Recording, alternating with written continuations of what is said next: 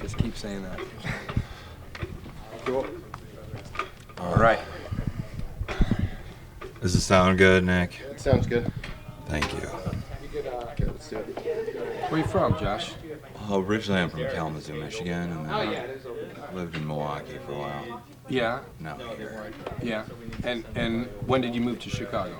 about 3 years ago. Oh yeah. Yeah, for graduate school. Yeah. Where'd you go to school in Milwaukee? Is that Mike? UW Milwaukee, Uh-huh. and then I did a semester at Marquette. Oh yeah. I went to Marquette. Oh yeah, Yeah. I like Marquette, but All right. yeah, All right, a lot of priests. so this is Mike A. Just stick that mic in your face. Make sure. My face. How's this good? Yeah, stick it in Bob's face. Yeah. Stick in my face. Yeah. Can I'm doing good. So hey Mike A is good. Josh, just go. Super cool stuff. hey Derek? Yeah, what's up? Can you give us 5 minutes? Oh, I'm sorry. I didn't realize you were recording. Oh yeah, it's fine. All right, are you recording? Yep, go. All right. Hello and welcome to 5 Minutes with Bob Odenkirk. I'm Josh DeSilva. Bob, you've had a lot of collaboration in your career. Yeah. Can you give us some insight and wisdom to the success and difficulties that you've had throughout your career?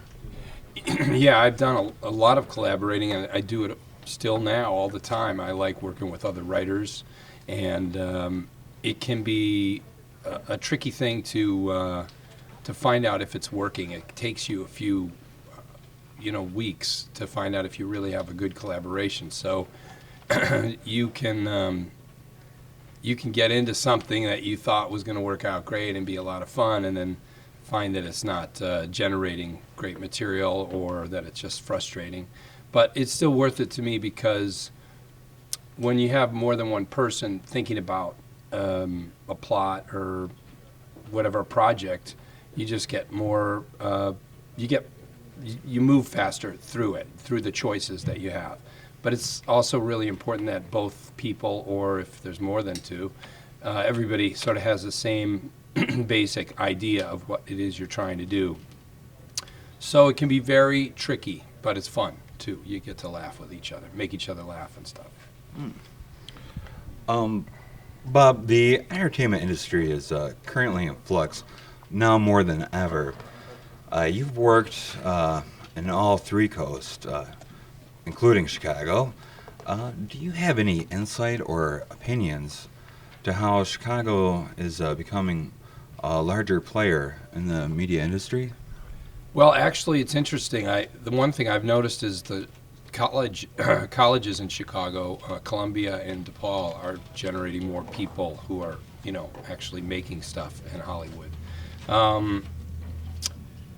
Other than that, I mean, obviously Chicago's spit out a lot of comedy talent in the last few years, and it's still a place where people learn their craft with more diligence than when people go to Hollywood or New York right away. They kind of get into the competition of the bigger industry, and where if you stay in Chicago for a few years, what you find is more seasoned talent comes out of it.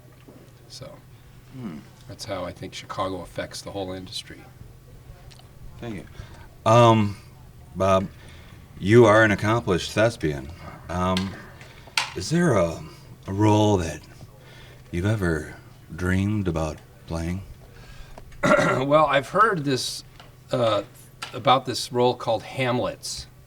I haven't seen it, but I know a lot of famous actors like it, to play this guy. So I think I would like to have that be on my resume one day. Hamlet's, the TV show or something, but I just want to do my rendition of this famous guy who was first, I think, portrayed by a man named Bill Shakespeare, a great actor who originated a lot of roles in theater. I'm not that well versed in theater, but I don't know, he must have lived in the 50s, and I think he worked with the actors group, with James Dean and Marilyn Monroe's. Bob, on the internet, there's rumors of you taking on the new movie, portraying the Han Solo character in the new Star Wars Yes. movie. Mhm.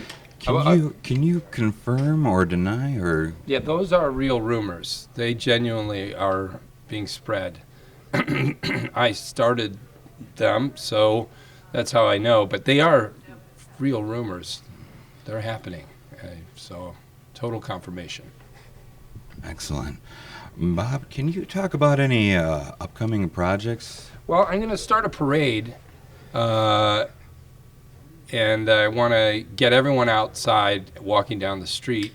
And if you have a musical instrument, I would like that to be a part of it. Confetti would be welcome.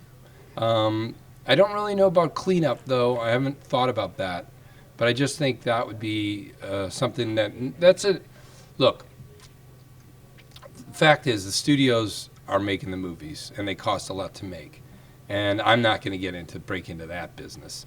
The TV networks make the TV shows, and they're big wigs, and they don't want me around. Theater is just kind of boring, and nobody cares about it anymore. It's kind of old hat. Parades, I think, are due for a reconsideration. And I think more modern parades that go faster with the bands running and not just walking slowly. I think that's the next wave after the internet is parades.